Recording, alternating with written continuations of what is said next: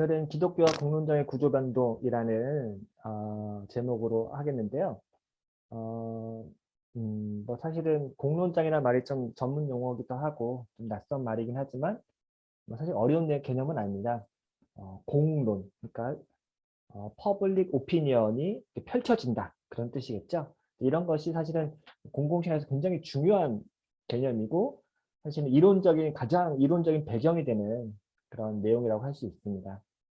그 내용을 하되 가능하면은 뭐 너무 딱딱한 이론적인 내용은 사실은 강의로 풀어내는 것보다 그냥 글을 읽는 게 더 좋기는 하니까요.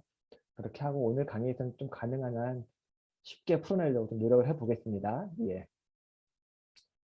먼저 이렇게 질문을 몇 가지 뽑아봤습니다. 공론장, 여론, 그리고 공론, 그리고 뭐 미디어 이런 것들이 굉장히 연결되어 있고 중요한데요.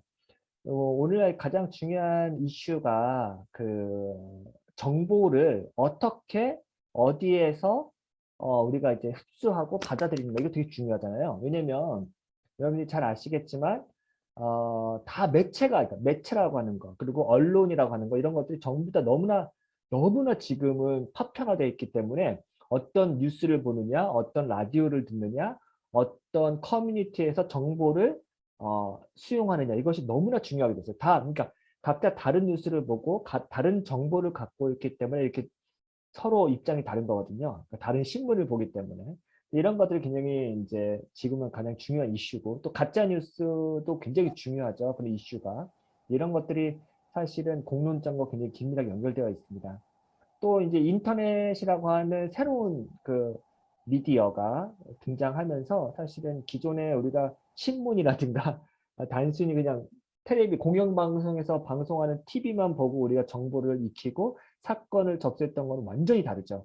지금은 이제 모든 시민이 기자고 눈이 되고 합리적 의심을 할 수 있게 된 거죠.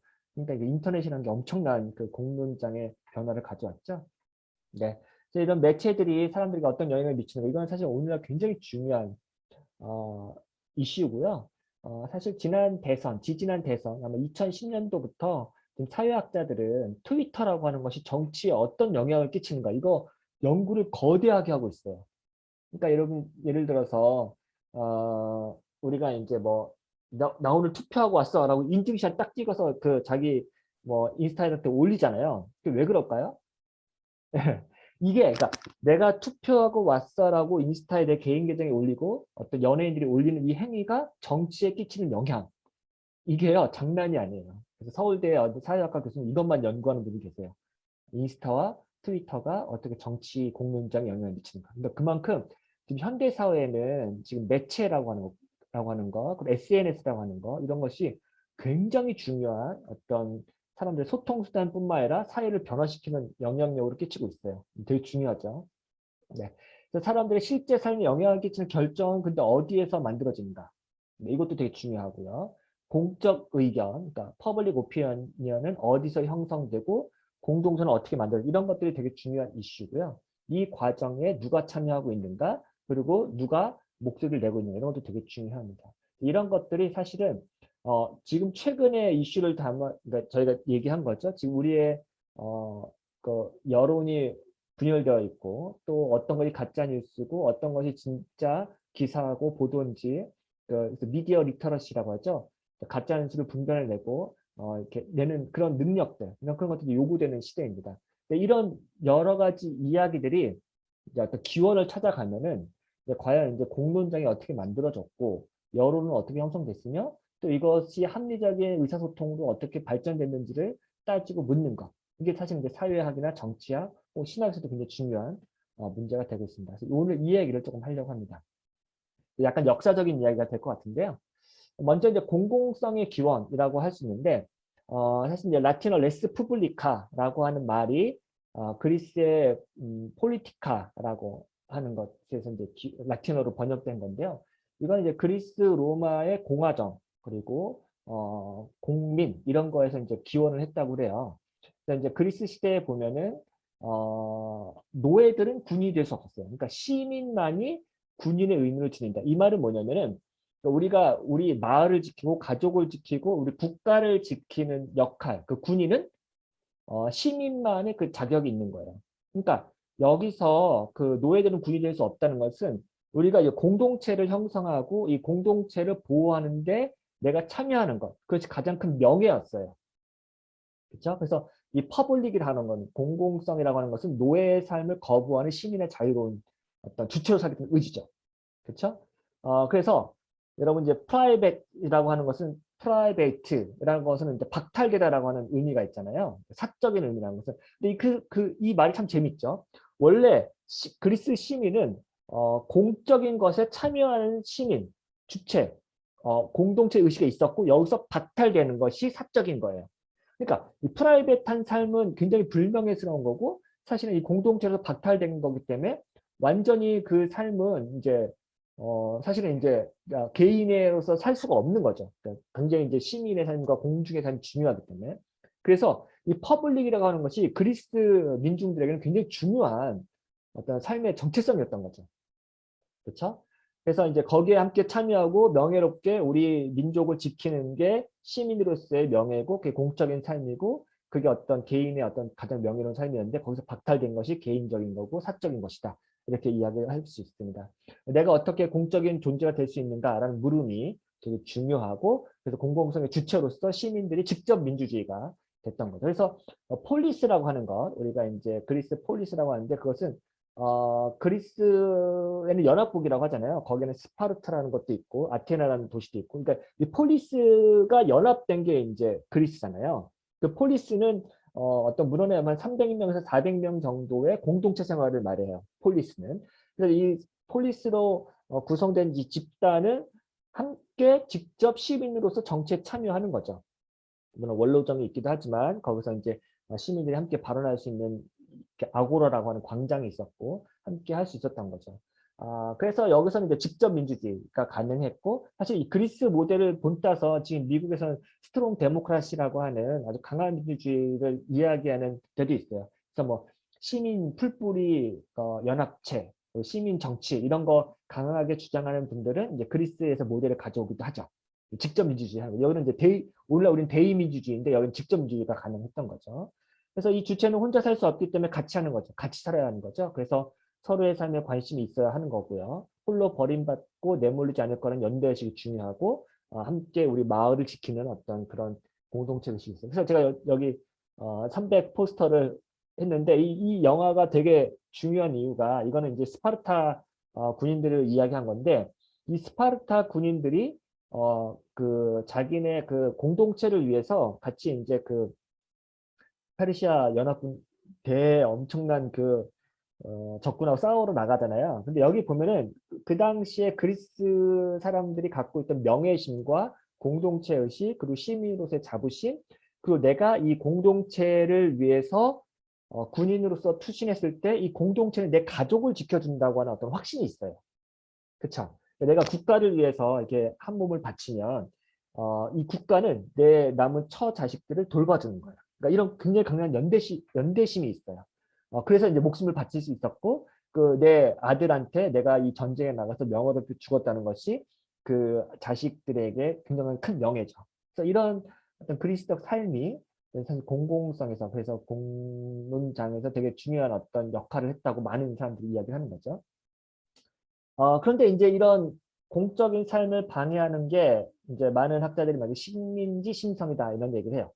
왜냐하면 이렇게 자유로운 시민들이 주체가 그러니까 정치의 주체가 되고 어떤 그 공동체의 주체가 돼서 함께 이끌어가는 것이 연대의식이고 주체의식인데 오늘날 우리가 만약에 우리가 뭘 할 수 있어 우리가 뭘 해 이런 패배의식을 갖고 있으면 사실은 공공성이 훼손되고 공공성을 지킬 수가 없는 거죠.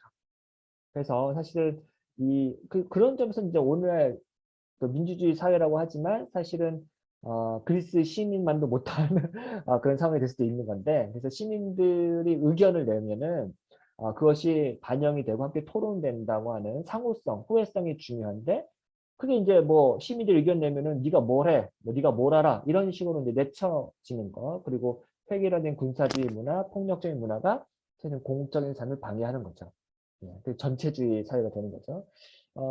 그래서 우리는 사실 이제 공공성이란 것을 내가 공공성의 주체가 돼서 내가 지켜야 된다. 내가 우리나라의 공공성, 우리 마을의 공공성을 만드는 주체라고 하는 의식을 다 못하고 계속 그걸 다른 사람에게 떠넘기는 거예요.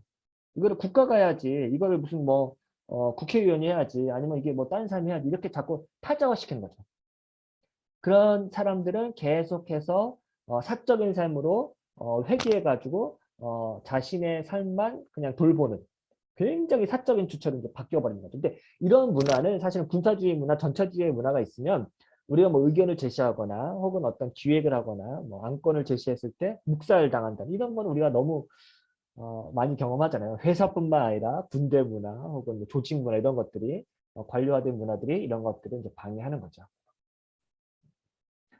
근데 이제 재미있는 게 그 로마 평민의 철수 투쟁이라고 하면은 세케치오 플레비스 이런 말이 있대요. 제가 찾아보니까요. 그 그리스 로마에서 로마의 평민들이 귀족 원론과 대치하면서 마을을 빠져나간 사건, 그러니까 집단 데모예요. 그러니까 마을의 평민들이 집단적으로 그 마을을 빠져나가서 그 시위를 하는 어떤 집단 행동이 있는데요. 도시의 평민이 없어지니까 모든 가게와 공방은 문을 닫고 장사활동도 거의 끊기게 되죠. 이 방법은 로마 공화정 초기 신분투쟁 과정에서 효과가 있었는데 로마 인구의 대다수를 이루던 이들은 수적으로 우세하며 대부분의 생산을 담당했으므로 소수 상류층인 귀족들로서는 당연히 재간이 없었다. 그러니까 시민들이 자신들의 의견을 이제 그 원로원정과 함께 만들어가는데 말을 안 들어줘. 그러면 집단적으로 마을을 빠져나가는. 그래서 이제 그 마을의 경제 활동이 돌아가지 않게 저항하는 거예요. 그래서 이제 원로원이 민회에서 올라온 법을 폐지시키지 못하도록 하는 법을 만든 거죠. 그래서 평민들이 자신들의 요구를 관철시키고 그것을 이제 공론화할 수 있도록 만드는 어떤 그 투쟁의 역사가 있고 뭐 작가들마다 다른데 이런 그 로마 평민들이 집단적으로 그 마을을 빠져나가 이런 투쟁들이 한 5번 정도 있었대요. 큰 사건들이. 이런 것들을 통해서 그 원로정과 민회가 함께 그 공론을 만들어가는 과정이 있었다. 이런 얘기를 하는 거죠. 그래서 이제 이게 시민들의 투쟁이면서 시민들의 자발적으로 자기의 권리와 주체 의식을 만들어가는 어떤 그 과정이었다고 설명을 하더라고요. 공공성은 알아서 누군가가 실현시켜주는 것이 아니다. 끊임없는 갈등과 투쟁을 통해서 쟁취하는 것이다. 공화국을 유지하는 힘은 이러한 철수 시위가 큰 역할을 했다고 이제 이야기를 합니다. 재미있죠. 그러니까 시민들이 끊임없이 이런 어떤 그 귀족이나 국가나 절대 권력에 앞서서 투쟁을 하고 자신들의 공공성을 회복하는 그 능력, 그게 되게 중요한 거죠. 예. 근데 이런 공적인 역할들이 중세 시대에 되면은 이제 봉건 시대가 정착이 되면서 많이 없어지게 됩니다. 왜냐면 이제 중세 봉건 시대에서 인민, 이렇게 퍼블릭이란 말의 또 원어이기도 한데요. 푸블리라고 하던데 그 인민들은 영주에게 종속된 농민들이었죠. 그 영주와 농민의 신분 차이가 너무 커가지고 공공성을 논하기가 어려웠던 거죠. 그러니까 이때는 사실은 이제 그리스 로마의 공화정이 끝나고 중세로 들어가면서 완전히 이제 그 농노와 그 영주 사이에 있던 계급 갈등이 커졌죠. 근데도 이제 뭐 재밌는 게 뭐 항상 이렇게 뭐 억압과 착취만 있었던 건 아니고 귀족이나 영주들은요 가끔씩 축제를 열고 음식을 나누며 자기들 땅에 가난한 농민들을 달랬다고 한대요. 이런 약간 중세 카니발이라고 하잖아요. 뭐 마음껏 축제를 여는 거죠. 일주일 동안 뭐 흥청망청 놀고 나누고 뭐 축제를 하고 맛있는 거 먹고 곡간을 푸는 거죠. 이런 게 있었는데 이게 사실은 이제 하버마스가 말한 이런 중세의 이런 그 페스티벌, 세레모니는 뭐 공공성이라기보다는 이제 과시적 공공성이라고 부르는 거죠. 그러니까 보여주기 위한 공공성인 거죠. 그러니까 우리가 함께 하나라고 하는 연대의식도 만들어준 건데 이게 되게 과시적 공공성. 이런 과시적 공공성 사실 공론장을 구성하지 못하고 봉건적 권위 아우로서 하나의 사회적 지위를 상징했을 뿐이다라고 이야기합니다. 그래서 중세에는 확실히 이제 공론장이라고 할 만한 뭐 공공성을 지키려고 하는 이런 의식들이 많이 퇴색했다. 이런 것들이 이제 많은 사람이 분석하는 거고. 그럼 과연 이게 언제 다시 이제 깨지냐? 여러분들이 아시겠지만 부르주아드 그러니까 시민 계급이 탄생할 때라고 얘기를 많이 하거든요. 그 말은 이제 바로 이제 그 말부터 이제 유리게르 하버마스라고 하는 사람의 분석이 시작돼요. 이제 부르주아 공론장이라는 말인데 이 부르주아라는 건 시민 계급을 말해요. 그러니까 귀족이 아니야. 그리고 그 왕권도 아니죠. 왕족도 아니죠. 귀족도 아니고 원래 이제 평민이었는데 그 중세 말기부터 그 르네상스 초기가 되면은 자기가 무역을 통해서 스스로 이제 부를 축적한 시민이 생겨요. 그걸 우리가 부르주아라고 그래요. 부르주아 계층이 생기는 거죠. 이 사람들은 무역을 하면서 엄청나게 많은 돈을 확보하고 스스로 이제 계급 상승을 올리려고 하는 거죠. 근데 귀족은 아니야. 이런 사람들이 생기면서 부르주아 공론장이 등장했다라고 하는 게 이제 윌리엄 하버마스가 역사적으로 추적한 거죠. 그래서 이 공중 퍼블릭이란 말은 17세기 영국, 프랑스, 독일에서 등장했대요. 근데 영국은 커피하우스, 프랑스 같은 경우는 살롱, 독일 같은 데는 뭐 뭐라 그러더라? 아무튼 뭐 이런 말이 있어요. 그래서 이런 데서 어, 이 돈을 축적한 부르주아 그 계층들이 뭐 펍이라고 할까, 술집이라고 할까, 아니면 뭐 거기 그 커피하우스, 살롱 이런 데 가가지고 자기네들이 시를 읽고 음악을 듣고 나름대로 또 귀족과 같은 모양을 흉내를 내는 거죠. 이런 것들을 통해서 이제 자기네들이 이제 여론을 만들어가는 건데요. 마치 이제 오늘날 제가 비유를 많이 듣는데 그 택시 운전기사들이 이제 기사식당에 가면은 거기서 시끌벅적 이제 뭐 정치 이야기도 하고 뭐 요즘 세상 돌아가는 얘기도 하고 막 그러잖아요. 이게 딱 그 처음에 만났던 공론장의 기원이라고 할 수 있어요. 그래서 하버마스는 이제 이 퍼블릭이란 말이 뭐 판정, 뭐 공개성 이런 의미를 든다고 하고요. 이때부터 공개적인 판정이 퍼블릭 오피니언 말로 표현되기도 했다고 합니다. 근데 사실은 이제 그 여기 보면 하버마스는 초기 자본주의 장거리 무역이 시작되면서 상품 교환과 뉴스가 중요하게 됐어요. 왜냐면 야, 이 정보가 지금 어디 가면은 돈이 잘 팔린대, 상품이 잘 팔리는데 어디 가면 돈을 벌 수 있대. 이 상인들이 그런 정보를 교환하면서 뉴스가 이제 발전했다고 하고, 그래서 거기서부터 이제 의견 교환과 정보 교환이 이루어지고, 그래서 부르주아 공론장이 형성되기 시작했고요. 상인들의 어떤 사적인 정보 교류로 시작된 그 신문이 발행되고요. 이게 정기적으로 인쇄되고 판매되면서 사회적인 공개성을 이제 획득하게 됩니다. 그래서 신문은 시민이 공공정책을 감시하고 비판할 수 있는 중요한 수단이 되었죠. 그래서 사실 처음에는 문해적 공론장이라고 하죠. 그래서 이제 돈을 많이 얻은 갑부들이 이제 거기서 이제 어디서 뭐 무역해가지고 뭐 그림이라든가 어떤 골동품 같은 거막 사올 거 아니야. 그럼 그걸 막 자기네끼리 이제 막 자랑도 하고 평가를 하는 거죠. 그러면서 이제 시도 읽고 음악을 얘기하고 이야기를 하는 거죠. 근데 이런 그 시끌벅적한 그 커피숍에서의 어떤 문화들이 점점점 발전해서 거기서 이제 정치 이야기도 나오고 사회 경제적인 이야기도 나오면서 이제 신문이 만들어지고 그 신문을 통해서 자기네가 정보를 교환하고 물물 교환을 하게 됩니다. 이제 자연스럽게 여론이라는 것이 형성되는 거예요. 예. 그리고 이 여론이 어떤 방식으로 그 정치를 하는 귀족들과 어떤 국가의 굉장한 압력 행사로서의 역할을 하게 되는 거죠.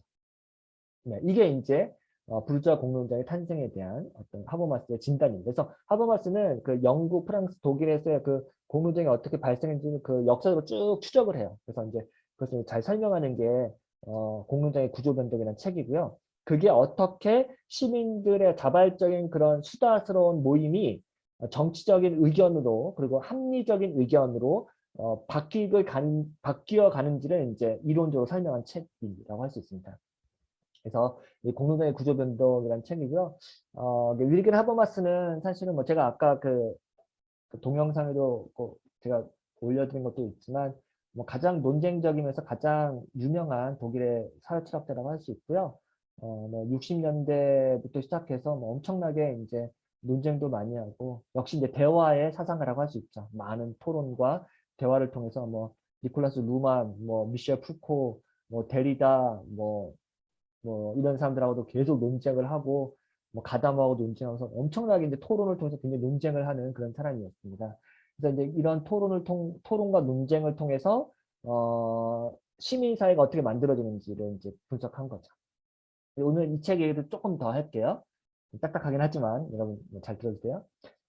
공공성을 실현하려면 널리 알려서 힘을 모아야 했습니다. 그러니까 이런 그 사실 부르주아 시민들은 이제 귀족이 아니니까 어떻게든 자기네 어떤 세를 형성하려고 했었죠. 그래서 근대에 오면은 공공성은 공론장과 밀접하게 연관될 수밖에 없었고요. 근대 부르주아 공론장은 공권력과의 일정한 긴장 관계 속에서 부르주아의 이해관계를 공적인 이해관계로 전환시키는 노력을 통해서 발전했습니다. 당연하죠. 자기는 사실 정치 권력은 없는데 돈은 있어. 그러니까 이제 이것을 계속해서 긴장관계 만들어가면서 압력 행사를 했던 거죠. 그리고 자기네 이익을 대변하기도 하고 한편으로 그러면서 동시에 이제 공동체 연대의식도 만들고 이게 이제 사실은 시민 사회의 형성이라고 할 수 있죠. 그래서 이런 시민은 자기 자신을 다시 공공성의 주체로 여기게 되었습니다. 그래서 이제 그리스에서는 직접 민주가 됐고 그 중세에서는 이제 완전 봉건제도로 이제 이런 주체의식이 전혀 없었는데 서서히 이때부터 근대 민주주의, 그러니까 근대 자본주의가 생성되면서 이제 시민들이 조금씩 공공성 주체가 되는 거죠. 그래서 이런 부르주아 공중이 공권력에 맞서서 제시한 원칙은 공개성, 즉 이성과 법에 의한 지배였습니다. 이 말은 뭐냐면은 이 사람들이 단순히 그냥 자기네들의 어떤 뭐 가치라든가 자기네 어떤 욕망만 욕구만 계속 요구한 게 아니라 우리는 이러한 그 근거 위에서 규범 위에서 토대 위에서 이런 규칙 위에서 우리가 이런 의견을 제시합니다. 이걸 들어주십시오라고 계속 얘기하는 거죠. 이게 이제 합리적이고 납득이 되려면은 귀족이 됐건 정치인들도 이것을 받아들일 수 있으면 이게 어느 정도의 합리성이 있어야 되잖아요. 그거를 제시하려고 했던 거죠. 그래서 이치에 맞고 합리적이면 공권력의 결정을 따르겠다라고도 했고 또 이 시민들의 의견도 이치에 맞으면은 내가 너희들의 의견을 수용하겠다. 이렇게 서로 상호 계약이 되는 거죠. 더불어 공권력이라도 사적인 생활에 함부로 개입하지 못하도록 금지해서 공과사를 구분했다. 이게 이제 바로 근대에서 공과사가 나뉘게 되는 부분이죠. 사적인 삶은 보호받고 공적인 삶에서는 합리성이 작동하고 이것은 이제 근대가 만들어내는 방식이죠. 그래서 하버마스는 사람들이 서로 의견을 주고받으면서 공적인 의견들이 수렴되고 시민사회가 형성되는 과정을 어린아이가 성인이 되는 과정에 빗대어 설명했습니다. 이게 되게 중요한데 그 교육학적인 어떤 훈련 과정을 통해서 우리의 시민사회가 조금씩 조금씩 성장한다고 본 거예요. 근데 이 개인의 성장뿐만 아니라 이 사회도 성장할 수 있다고 본 거고 이 사회가 성장하려면 서로 소통하고 대화하고 서로 배우는 과정. 근데 이 배운다는 건 뭐예요? 경청한다는 게 기본이거든요. 남의 말을 내가 들어주고 그 말을 옳지, 그래, 그럴 수 있지. 그래, 내가 틀릴 수 있고 네 말이 맞을 수 있겠구나 라고 하는 그 과정을 통해서 사회가 성숙하고 그 사회의 성숙도는 결국 합리적인 사회로 점점 만들어가는 과정이라고 생각한 거예요. 그래서 이제 단순히 이제 어린아이가 이제 성인이 되는 과정과 마찬가지로 이 우리 사회도 성숙하는 과정으로 이야기하고 거기서 이제 소통이 되게 중요한 거죠. 그래서 사회가 합리성을 갖추게 되는 것은 의사소통을 익히고 배움으로써 진화하고 성장해 나가는 과정을 통해서 사회가 합리성을 취득하는 거죠. 이 합리성이라고 하는 것은 선언적으로 존재하는 게 아니에요. 그러니까 이것도 이제 하버마스가 굉장히 중요하게 얘기한 건데 우리가 이제 근대 철학에서 진리라든가 가치라는 것은 이미 선언적으로 존재하고 그래서 어떻게 증명하느냐 이걸 어떻게 합리화하느냐 하는데 하버마스는 완전 반대예요. 합리성이라는 것은 우리가 소통하기 이전에는 존재하지 않아요. 진리는 존재하지 않아요. 진리는 소통을 통해서만 도출되는 거예요. 그래서 후험적이라고 말할 수도 있고 사후적이라고 말할 수 있는 거예요. 그래서 우리 사회의 가치나 합리성이나 진리는 반드시 의사소통을 통해서 만들어지는 어떤 과정의 산물이에요. 그러니까 이 사회, 우리는 이게 우리 사회의 규범이야, 진리야 이런 거는 존재하지 않고 그거는 시민들의 합리적인 소통을 통해서 나중에 다듬어지고 만들어지는 어떤 그것이지 그 전에 존재하지 않는다는 거죠. 이게 이제 하버마스가 갖고 있는 독특한 또 진리관이기도 해요. 근데 아무튼 이런 배움의 메커니즘을 통해서 사회가 발전하고 그것이 원동력이 된다고 얘기하고 또 서로 경쟁하는 결사체들 이거는 시민들 다양한 그 모임들이 있을 거 아니에요. 이 결사체들이 서로 경쟁하고 논쟁을 하는 거죠. 그리고 생활 형식들이 비판과 수정의 과정을 거치면서 합의를 도출하고 또 공존의 지혜를 배우는 것. 이게 바로 공론장이다. 그래서 공론장은 단순히 그냥 뭐 합리적인 의사소통만 있는 것이 아니라 치열한 비판도 있고요. 치열한 그 논쟁도 있어요. 그 논쟁을 통해서 마치 이제 진화하는 것처럼 도태되기도 하고 또 거기서 합리적인 것은 살아남는 거죠. 그 의견들이. 이런 것들이 이제 공론장에서 함께 만들어지는 과정이고 저는 이제 이게 교회가 배워야 될 하나의 어떤 합리적인 의사소통 과정을 생각하는데 나중에 얘기했지만 교회가 시민사회에서 함께 일을 하려면 이것을 배워야 돼요. 근데 이것을 배운다는 것은 교회가 어떤 기독교가 어떤 입장을 내세울 때 그게 시민사회에서 납득이 안 될 수도 있고 동시에 기독적인 의견을 냈지만 동시에 그 시민사회에서 나온 그 결론을 겸허히 수용하는 것도 필요하고 이게 돼야 그러니까 이 과정이 돼야 사실은 시민사회에서 교회를 기독교를 껴주는 거거든요. 그렇죠? 기꺼이 타자의 내용을 수용하고 받아들일 수 있는 용기. 예, 이게 사실은 공로당의 핵심입니다. 네. 그래서 이제 뭐 흔히 우리가 많이 얘기하는 게 커뮤니케이티브 레셔널티, 커뮤니케이티브 뭐 액션 뭐 이렇게 얘기, 의사소통 합리성, 의사소통 행위 뭐 이런 얘기를 많이 하는데 이게 하버마스 굉장히 중요한 이론이잖아요. 그래서 근대 사회는 더 이상 형이상학적이고 뭐 종교적인 세계관을 규범적 토대를 만들 수 없는 거죠. 제가 얘기했지만 하나님께서 이게 진리라고 선언하셨어. 그러니까 우리는 이것을 따라야 돼. 라고 그리고 이것을 우리 사회에 적용해. 이게 이제 중세적인 마인드예요.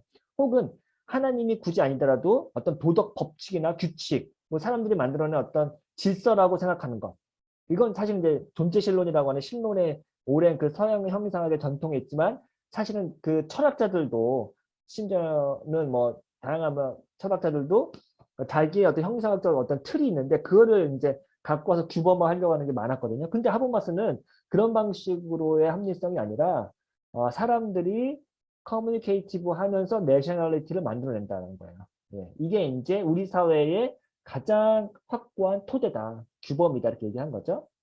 그래서 하버마스는 화폐나 행정 권력으로 상징되는 근대 국가의 권력 장치에 맞서서 사회 통합의 연계력을 형성하고 시민들이 자발적으로 만들어낸 생활세계의 요구를 관철시키는 것. 이를 통해 급진적인 민주주의를 형성하는 것이 공론정의 구조 변동에 함유하고 있는 바라고 이야기하면서 근대 사회가 만드는 관료주의 시스템 그리고 행정 권력 이런 것들에 맞서서 시민들이 소통 행위를 통해서 합리성을 도출하고 그걸로 이제 저항하는 것. 그래서 이제 여러분 아시겠지만 유리겐 하버마스는 프랑크푸르트파의 끝물, 그러니까 마지막 그 세대라고 하거든요. 그래서 비판 이론을 완성한 사람이에요. 그래서 하버마스는 이제 데리다하고 논쟁할 땐 그런 얘기도 했다고 그래요. 이제 데리다나 그 푸코 같은 사람은 젊은 그 보수주의자라고 했어요. 그 포스트 모던 보수주의자. 그만큼 그런 포스트 모더니스트들이 정치라든가 이제 민주주의에 강력한 비판을 갖지 않았을 때 오히려 날 그렇게 비판하는 역할도 했거든요.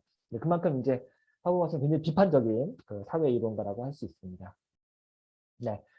또 하나 이제 가장 많이 이야기 나오는 게 절차적 합리성 이런 것도 이제 정치학에서 많이 나오고 요즘 많이 얘기하는 거죠. 딜리버레이티브 레셔널리티, 뭐 딜리버레이티브 데모크라시 이런 거. 우리나라는 뭐 수기 민주주의 혹은 뭐 심의 민주주의 이런 말로 하는데요. 이제 이런 이제 하버마스의 이제 공론장 이론이 오늘날로 적용됐을 때 많이 이야기하는 것은 절차적 합리성이라는 거죠.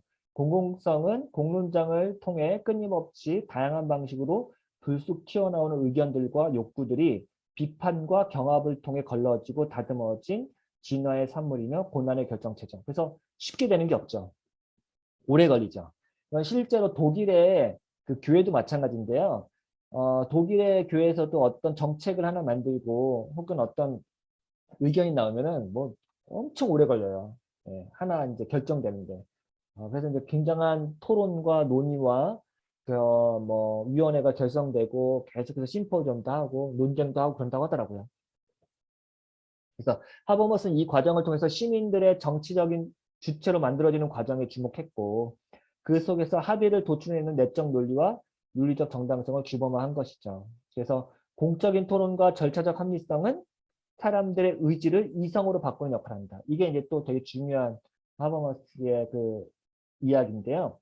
의지라고 하는 것은 사람들의 어떤 욕망과 욕구, 어떤 이렇게 하길 바라는 마음, 지향성이라고 할 수 있잖아요. 근데 이것만으로는 우리가 합리성을 도출할 수 없기 때문에 공론장은 다양한 욕구를 가진 시민 주체들이 공론장에 나와서 거기서 토론을 통해서 그들이 갖고 있는 의지를 latio, 그러니까 이성으로 만드는 과정이에요. 계속해서 다듬어지고 토론과 뭐 비판을 통해서 이성으로 만들어지고 이성은 누구나 보편적으로 납득할 수 있는 것. 그것이 이제 우리 사회의 어떤 원칙과 준칙이 되어야 된다고 얘기한 거죠. 이건 이제 다시 한번 얘기하면 후엄적으로 만들어지는 거죠. 이게 이제 윤리적 정당성이 된다. 그러니까 이 과정은 길고 오랜 과정이죠. 성숙의 과정이죠. 아픔의 과정, 고난의 과정이죠. 말 그대로.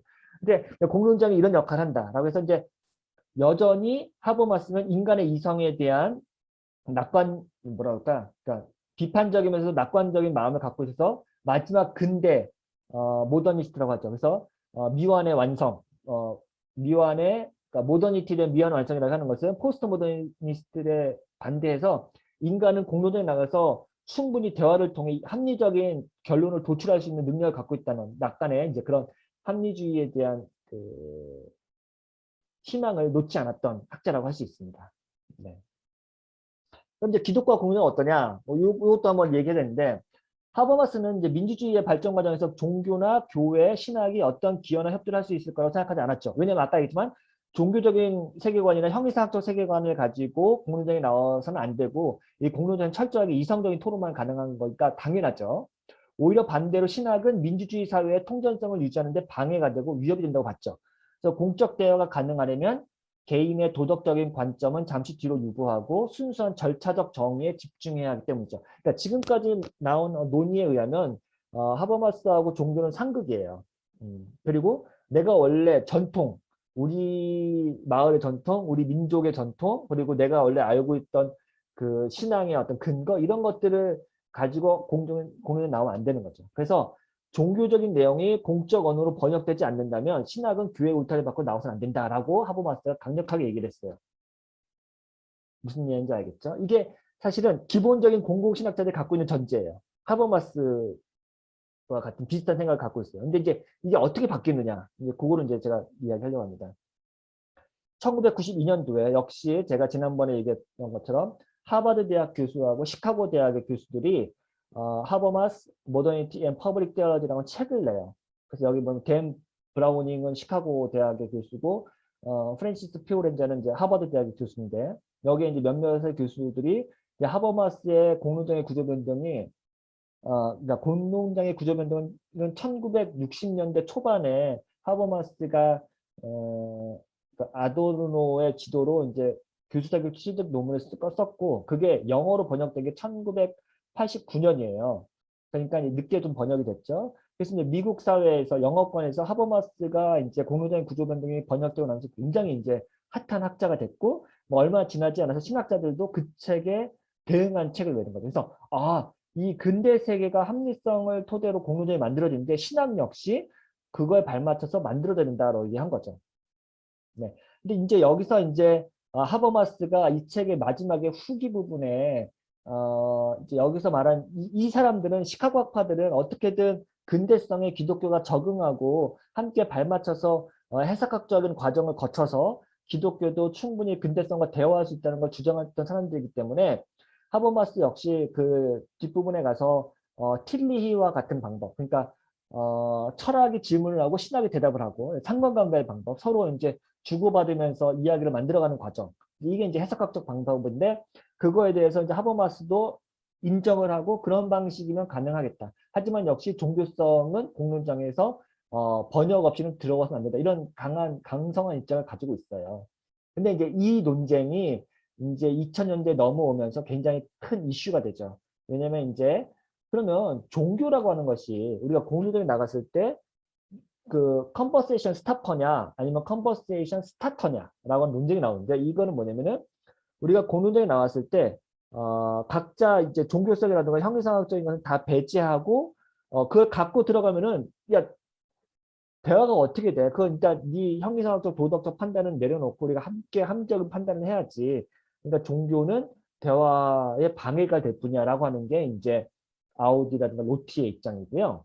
아니다. 그러면 어떻게 오히려 정직한 대화가 되지 않지 않냐. 내가 종교인이고 기독교인이고 혹은 내가 어떤 유교적 세계관을 갖고 있는데 그걸 갖고 진솔하게 얘기해야지. 그거를 빼고 얘기하라고 하면 그게 나야? 라고 말할 수 있는 거잖아요. 이해하셨죠? 내가 유교적 세계관을 갖고 있고 혹은 기독교적 세계관을 갖고 있고 한국적인 멘탈리티를 갖고 있는데 그거 삭제하고 같이 대화에 토론하자 라고 말해버리면 그게 어떻게 내 정체성을 갖고 얘기할 수 있는 거냐. 공론장은 누구나 다 들어와서 오픈되고 어세서블, 접근 가능해야 한다네. 근데 왜 내 정체성 빼고 들어가라고 해? 그거는 말이 안 되다. 오히려 대화를 할 때는 종교적 정체성이 출발점으로서 이걸 갖고 들어가는 게 오히려 정직한 거고 그때 진짜 비로소 대화가 시작되는 거야 라고 말하는 게 월터 스토크예요. 이해하셨죠? 그래서 이게 이 논쟁이 사실은 그냥 종교적인 논쟁뿐만 아니라 그 존 롤스 이후에 존 롤스는 1971년에 정의론을 쓰고 그것이 한 30년 동안 논쟁이 엄청나게 되면서 종교계에 굉장히 큰 불을 당겼는데 그 롤스도 하버마스하고 비슷하긴 해요. 무지의 베일에서 그 원초적 입장을 가지고 토론한다. 이런 얘기는 다 똑같은 비슷한 논쟁인데 결국 그때 했던 사람들이 다 마찬가지예요. 아니 그 내가 정체성이란 것을 갖고 들어가는 그 욕망의 어떤 투쟁의 과정이 이 공론장인데 그 내 욕망을 제거하고 오라는 게 말이 되냐라고 하는 게 이제 아주 유명한 논쟁 중에 하나입니다. 그래서 이제 예 여러분도 뭐 어떻게 생각할지 모르겠지만 우리가 뭐 공적인 자리에서 토론을 할 때 종교인도 하나의 어떤 입장이기 때문에 혹은 내가 뭐 막시스트다, 내가 페미니스트다, 나는 에컬러지스트다라고 하는 것들을 갖고 들어가서 공론장에 함께 토론을 해야지 이거를 착지하면 사실 거기서 나오는 결론을 우리가 수용하기가 쉽지가 않거든요. 이게 뭐 합리적인 시민들이 내린 결론이라고 하더라도 이 논쟁은 여전히 지금 진행 중이라는 거 제가 말씀드립니다. 근데 이렇게 강성했던 하버마스가 후기에 가면은 그 종교에 대해서 굉장히 입장을 확 바꿔요. 근데 이게 왜 바뀌었는지에 대해서는 아까 1992년도에 신학자들이 했던 작업의 영향이기도 하지만 실제로 하버마스가 종교에 관심이 없었던 건 아닌데 뭐라고 얘기하냐면 내가 그동안 종교에 대해 깊이 고민하거나 연구를 하지 않고 전문가가 아닌데 쉽게 말하는 게 너무 뻘쭘했다. 그래서 그게 말하기 어려웠다. 이런 얘기를 해요. 그래서 그런데 이제 나중에는 뭐 나이가 들었는지 아니면 좀 더 종교에 관심이 있었는지 굉장히 이제 전향적으로 종교에 대해서 진취적으로 이제 접근을 합니다. 그 중에 이제 상징적인 사건이 하나가 이제 라틴거 추기경이라고 하는 분, 그러니까 베네딕트 16세하고 토론하는 그 일이 있었어요. 그러니까 하버마스와 라틴거라고 하는 상징은 뭐냐면 하버마스는 근대 모더니티의 어떤 그 끝판왕, 그러니까 내가 가장 합리성과 근대성과 세속성을 대표하는 그 철학자고요. 라틴거 추기경은 여러분이 아시겠지만 지금 프란시스 교황 바로 이전의 교황인데 이 교황은 가장 전통과 보수와 기독교 신앙의 근본을 철저하게 지켰던 교황으로 평가를 받아요. 이건 뭐 나쁜 의미만 아니라 이분이 굉장한 석학이거든요. 엄청난 그러니까 로마 가톨릭 교황 중에서 가장 뛰어난 신학자로 손꼽히는 사람이고요. 실제로 책도 많이 쓰고 그 신학도 굉장한 수준이어서 이제 라틴거에 대한 책도 많고 라틴거 추경을 연구한 글도 엄청 많아요. 그만큼 대석학인데 근데 이제 보수적이죠. 그래서 이제 이 두 사람이 만나서 대담을 했던 것 자체가 굉장히 이슈고 이 대담을 또 분석한 논문도 있고 뭐 이게 완전 하나의 어떤 센세이션한 스캔들이 됐고 근데 이 책에서 이제 두 사람이 대화하면서 서로 접점을 만들죠. 그래서 이게 하나의 사건이 됐는데 그 이후에 그러니까 그 이유가 더 중요해요. 하버마스가 그 이후에 의사소통 합리성이라든가 공론장의 구조 변동 그리고 사실성과 타당성 이런 게 이제 대표적인 책인데 거기서 다루지 않았던 작품 그 종교에 대한 이야기를 2000년도 이후에 굉장히 많이 합니다.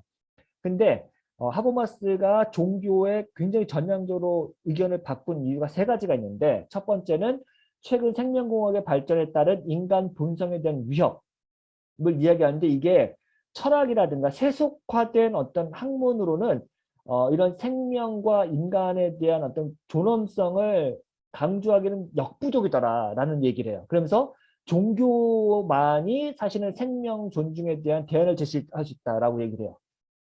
네, 이런 얘기를 하고요. 두 번째는 이거 역시 9.11 테러 이후에 과격한 근본주의자들에 의해서 종교 간 갈등이 심각한 문제로 대두되는데 이거를 단순히 철학의 문제라든가 시민사회 문제만으로는 해결할 수 없다라고 얘기해요. 이거는 제가 첫 시간에 후기 세속사회 얘기하면서 역시 말했어요.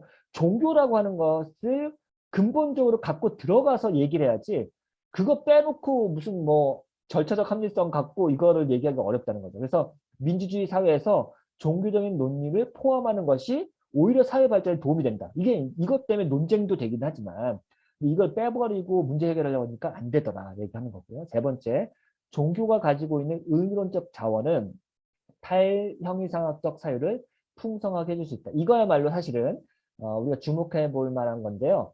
종교가 오히려 이 세속화된 사회, 합리적인 사회에 어떤 영감이나 아이디어나 상상력을 제공할 수 있다고 이야기하는 거예요. 그래서 이제 상상력, 이야기, 직관, 통찰력 이런 것들은 그러니까 이거는 또 한편으로는 하버마스가 모더니스트이기도 하지만 그 모더니스트의 한계, 그러니까 우리가 모더니스트의 특징은 뭐예요?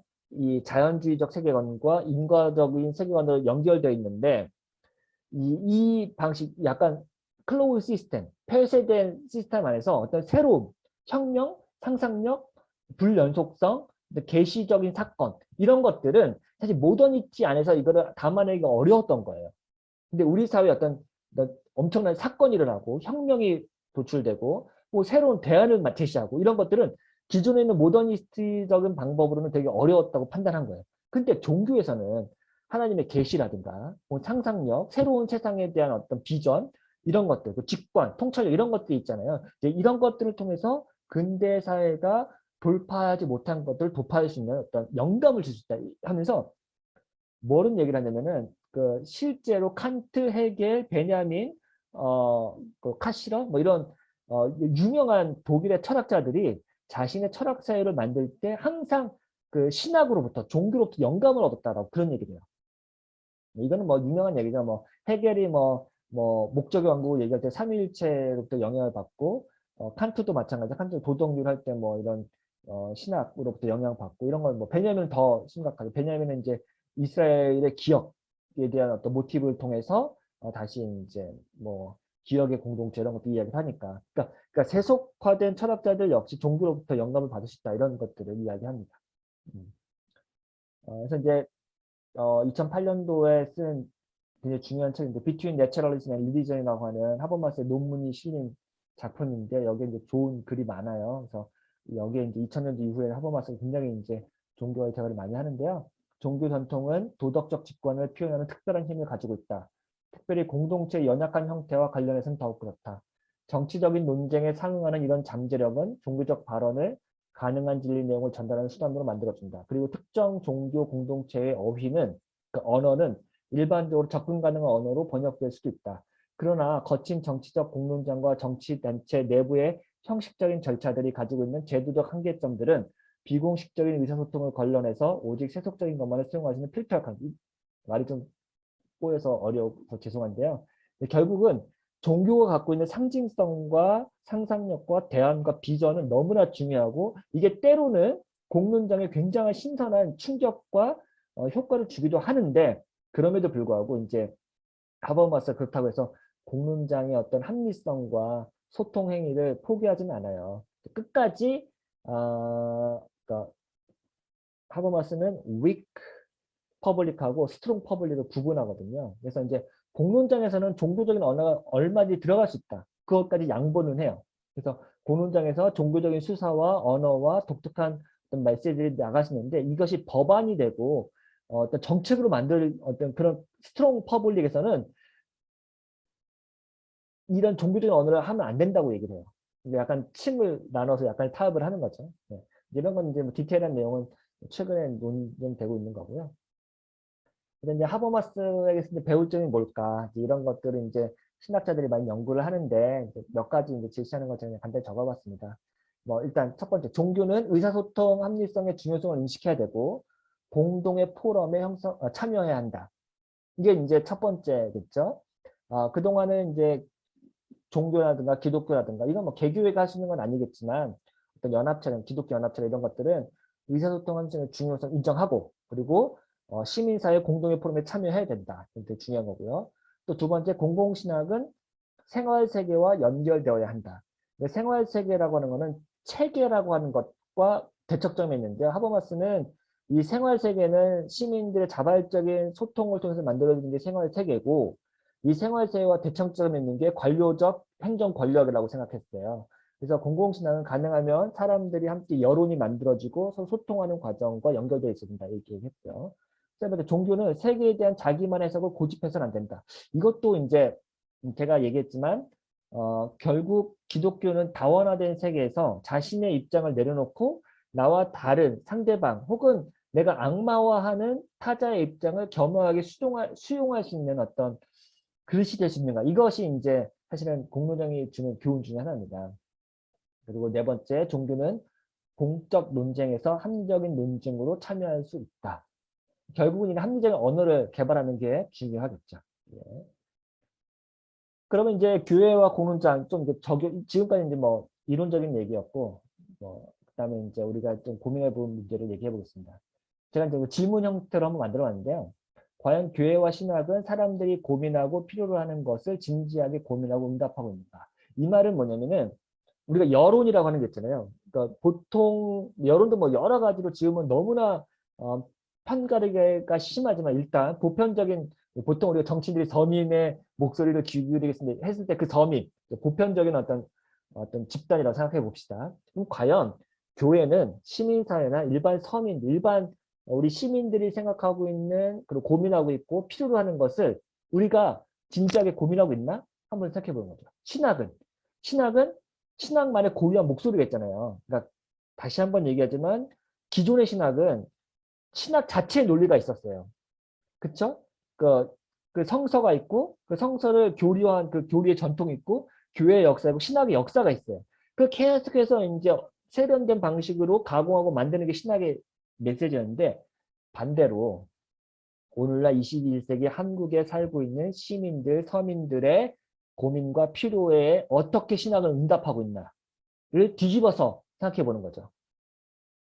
귀납적으로 해보는 거죠. 교회는 자신의 지역에서 주민들의 필요와 의견을 수용하고 여론을 수렴할 수 있는 공간으로서 역할을 하고 있는가? 대중의 눈높이에서 공론을 만드는 자리에 있는가? 교회는 누구의 목소리를 귀담아 듣는가? 이런 것들이 저는 이 공론장에 대한 이론을 통해서 교회가 오늘날 응답해야 될 아주 되게 중요한 질문이라고 생각합니다. 그러니까 어떤 사람은 야 이게 교회 고유한 신학 고유의 목적이냐? 이게 신학이 이런 걸 이거 하려고 신학하는 거야? 이렇게 물어볼지도 모르겠어요. 맞아요. 이게 신학 고유의 목적도 아니고 신학이 사실 이거 하려고 이거에 응답하려고 신학함 doing theology 한 건 아니에요. 그런데 그럼에도 불구하고 이 차원 이게 뭐 전통적인 실천 신학이 됐건 기독교 윤리가 됐건 한 번도 우린 이런 방식으로 신학에 접근을 해본 적이 없었던 거죠. 근데 저는 이제 패러다임을 전환해서 한번 이런 방식으로 신학을 시도해보고 이것에 대해서 우리가 어떻게 응답할까를 한번 고민해보면 어떨까 그런 생각도 해봤어요. 이거는 여러분들도 지금 인터넷을 통해서 많이 보셨을 자료인데 제가 다시 한번 그냥 뭐 이야기해 볼게요. 2020년도 7월 17일 날 엠브레인 트렌드 모니터 종교인 과세 및 관련 인사 조사 뭐 관련돼서 여러 가지 그 코로나 있을 때 조사했던 그 설문조사예요. 자, 우리나라 종교단체 제 역할을 잘하고 있다 6%예요. 종교가 국민이 기대하는 역할을 얼마나 잘하고 있는지 질문한 결과 제 역할을 잘하고 있다는 응답은 단지 6%에 지나지 않아 종교에 대한 대국민 인식이 좋지 않음을 보여줬습니다. 네. 이거는 뭐 사실은 뭐 기독교만 두고 한 얘기는 아니기 때문에 우리의 얘기가 아니라고 할 수 있지만 일단은 여러분 염두에 보면은 굉장히 시민들은 종교가 제 역할을 하고 있지 못하다고 일단 평가하고 있어요. 코로나19 이후 개신교의 이미지 이것도 여러분 많이 보셨을 거예요. 인터넷에서. 한번 더 볼게요. 불교 신자의 이미지는 온화하고 따뜻하고 절제하는, 천주교 신자는 온화하고 따뜻하고 윤리적인, 개신교 신자는 거리를 두고 싶은 이중적인 사기꾼 같은. 이게 이제 기독교에 대한 이미지인데 이 조사가요. 6월 초고 정광훈 사태 있기 전이에요. 예. 그러니까 정광훈 사태 이후에는 어떻게 될지 모르겠어요. 근데 심지어는 정광훈 사태 이전에 이런 얘기가 나온 신천지 사태 터지고 난 건데 자, 우리 국민들이 원하는 2020년 종교의 역할은 뭘까요? 조사 결과 51%가 다양한 봉사활동의 주체가 되길 원해요. 50%가 사회적 약자를 보호하길 원해요. 39%가 시민들의 심리적 불안감 해소하기를 원해요. 그러니까 봉사, 구제와 같은 전통적인 종교의 기능 외에 코로나19로 인한 국민의 불안감을 해소해주는 역할을 기대하는 것 같아요. 이거는 우리가 하는 게 아니라 시민들이 종교를 통해서 이걸 기대하고 있대요. 그러니까 그 밖에도 사회적 갈등 중재, 사회적 가치 수호, 인권 보호, 사회를 위한 경제적 기부, 상생의식 고취, 빈민구제. 자, 그러니까 시민들이 우리 사회에서 종교인들에게 종교가 이랬으면 좋겠다고 요구하는 거예요. 이제 여기 보면은 이게 사실 공공신학의 주제들이거든요. 저는 이것을 그러니까 기독교가 뒤집어 생각해봐요. 기독교가 이 역할을 해주면은 오히려 기독교의 이미지라든가 사회적 신뢰도가 올라가는 거잖아요. 그러겠죠? 그러니까 시민들이 종교에 이걸 원하니까 근데 우린 지금 이걸 안 하고 있으니까 6%밖에 안 되는 거잖아요. 이걸 하면 선교가 잘 되지 않을까? 저는 그런 생각하는데 이제 제가 항상 하는 얘기지만 교회에서 이런 거 한다고 하면 교회가 이거 하는 역할이야? 야, 교회가 이거 한다고 교회 성장 돼? 이렇게 되물을 수 있어요. 왜냐면 교회 성장이 된다든가 전도가 되는 건 요거하고 좀 별로 관련이 없어 보이잖아요. 근데 저는 역발상으로 지금 우리가 교회에 선교가 안 되고 교회가 이 지경이 된 건 이걸 안 해서잖아요. 그럼 반대로 이걸 하면 교회 선교가 될까? 뭐 그건 제가 장담은 못 하겠는데 적어도 이거를 그동안 안 했기 때문에 이렇게 욕을 먹는 게 아니냐 그런 제가 말씀을 드리는 거죠. 또 하나는 코로나 이후에 지금 오늘도 뉴스엔조에서 김충환 박사님이 이야기한 것도 있고 뭐 여러 가지 그 기사들 보면은 지금 코로나 이후에 한국교회 교회 출석률이 5분의 1로 줄었다. 5분의 1은 지금 안 나오고 있다. 이미 교인이 줄었다. 그리고 코로나가 완전히 종식되더라도 교회로 돌아올 확률이 많지 않다라고 많은 사람들이 지금 진단을 하고 있어요. 그런데 이게 우리 기독교 내부에서 지금 진단하고 있는 두려움인데 오히려 반대로 요즘 우리 사회는 종교계의 역할이 그 어느 때보다 중요한 시점이라고 시민들이 얘기하고 있어요. 그러니까 코로나 사태라는 중차대한 시국에 종교가 한 역할이 없다고 느끼는 국민 72%나 되죠. 그렇죠? 코로나19 관련 종교계의 역할에 대해 비관적인 인식이 높지만 그래도 국민의 절반 가까이는 요즘 우리 사회에서 종교계의 역할이 그 어느 때보다 중요한 시점이라고 말을 한대요.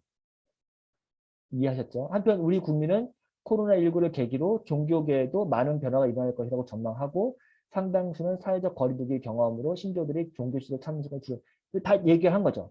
근데 이제 코로나 시대 종교의 역할이 있다. 지금까지 한 건 없지만 분명히 종교의 역할이 있을 텐데 우린 그걸 기대하고 있다라고 하는 거죠. 예. 뭐 당연히 이제 일반 시민들이 종교계에게 기대하는 게 있고 그거를 해주길 바라고 근데 지금까지 그걸 안 하고 있다. 그리고 코로나라고 하는 그 상황에서 분명히 종교계의 역할이 있다. 그럼 그 종교계의 역할이 뭘까요? 그걸 우리가 고민하는 게 우리의 과제겠죠. 음. 이거는 그 강인철 교수님이 그 한국의 종교 정치라고 하는 책인데 제 정확한 제목이 모르는데 거기서 이런 오늘날과 같은 그 세속화된 사회에서 종교가 대중적 공감과 지지를 얻어내기 위한 조건 세 가지를 제시해요. 첫 번째가 도덕적 권위예요. 무엇보다 그 종교 지도자가 사회에서 말빨이 먹히려면 도덕적 권위가 있어요. 이 도덕적 권위는 전통적으로 우리가 종교인들에게 기대하는 어떤 순결함이라든가 강직함이라든가 이런 거 있죠. 청렴함 이런 게 있어요. 종교 지도자들의 정치적 발언이나 행동이 협소하게 정의된 이익을 추구하는 단순한 사익 정치를 넘어서 보편적인 호소력과 설득력을 갖는 공익 정치를 지향하고 있는가 이게 중요해요. 그러니까 본인이 깨끗하고 청렴하고 올곧은 얘기를 할 수 있는 윤리적 그 삶을 가지고서 사회를 향해서 준엄한 메시지를 할 때 사람들은 이게 말이 먹힌다는 거예요. 근데 지금 한국교의 도덕적 권위는 정말 너무 실추가 많이 됐어요. 왜냐면 이거는 종교 지도자들이나 교회의 어떤 윤리적인 실추라든가 사적인 어떤 윤리도 굉장히 실추돼 있고 교회 전체 그 교회론적으로도 실추가 돼 있기 때문에 아무리 교회가 세상을 향해서 이게 뭐 메시지를 한다고 이게 씨알이 안 먹히는 거예요. 니네나 잘해라 이렇게 되는 거죠. 두 번째 소통 능력이에요. 종교 사회 사이의 가치 격차가 비교적 적고 그러니까 종교가 하는 언어하고 가치하고 사회가 쓰는 언어하고 이 격차가 심하면은 소통이 안 돼요. 근데 어느 정도 적절하게 그 가치가 공유되고 있고 말이 통해.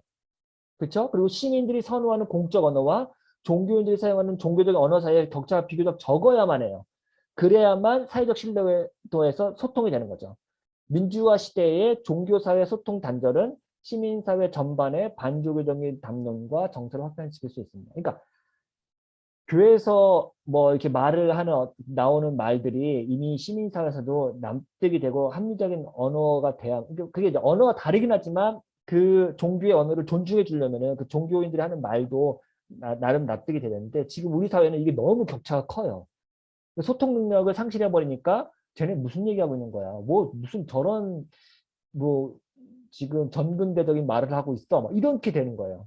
그러면 이제 사회에서 공감대와 사회적 신뢰를 얻기가 어렵죠. 마지막 세 번째는 종교는 사회의 영적인 복지를 제공해야 된다고 얘기하는데요. 사회는 종교의 인적 자원을 충원해주고 재정적 자원을 제공하지만 종교는 사회를 향해서 뭐 예를 들어 소위 이제 힐링, 치유, 회복, 사람들을 위로하고 격려하는 역할. 이거는 종교가 할 수 있는 고유한 역할이고 잘할 수 있는 거고 해야만 하는 역할이죠. 이 세 가지를 할 수 있어야 돼요. 그러니까 저는 이 되게 세 가지가 되게 중요한데 지금 한국 교회에서 이 세 가지를 하고 있느냐. 이거는 이제 아까 제가 오늘 처음부터 얘기했던 공론장과 여론과 시민사회에서 함께 의사소통이 만들어지는 방식에서 종교가 분명히 역할을 할 수 있는데 특히 이 세 번째 역할을 할 수 있느냐. 그러니까 아까 제가 얘기했지만 코로나19 이후에 시민사회에서 종교가 반드시 해야 할 역할이 있다고 했을 때는 저는 이 세 번째 역할이라고 생각해요. 네. 근데 과연 한국 사회에서 코로나19로 인해서 뭐 상인들이나 혹은 뭐 청년들이나 혹은 뭐 자영업자들이 굉장히 힘들잖아요.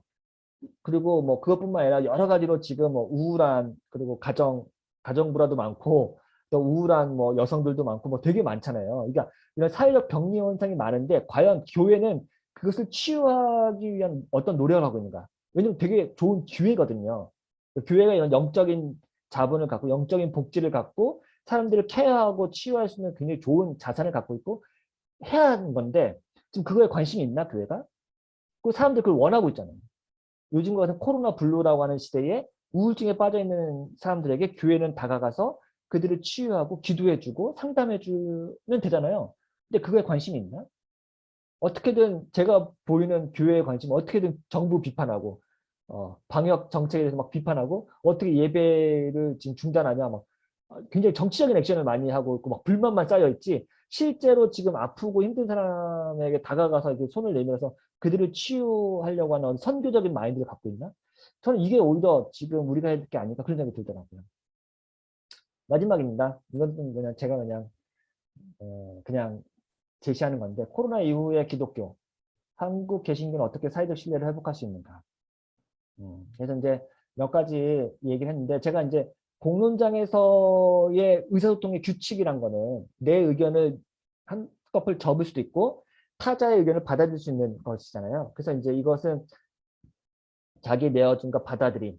이건 이제 저는 이제 공공신학의 신학적 기초라고 생각하고 이게 삼일체 신학의 기초라고 생각하는데 나중에 이제 볼프 얘기는 하겠지만 이런 것들이 가능한 공적인 교회 만드는 것 되게 중요하겠고 교회의 고유한 사역을 세상과 나누는 교회 이런 것도 되게 중요하겠고요. 세상의 필요를 채워주고 사회적 약자와 연대하는 교회 그 사회적 자본을 넘어서 영적 자본을 제공하는 교회 목회적 돌봄을 중시하는 교회 네, 저 이런 것들 이게 좀 약간 뭐랄까 좀 거시적이고 좀 그 단발적이긴 하지만 오히려 이런 그 소통 과정 그리고 공론장에서 함께 교회가 발맞춰 가면서 시민사회를 위해서 이야기할 수 있는 것들 이런 것들이 되게 중요하다라는 생각이 들었습니다.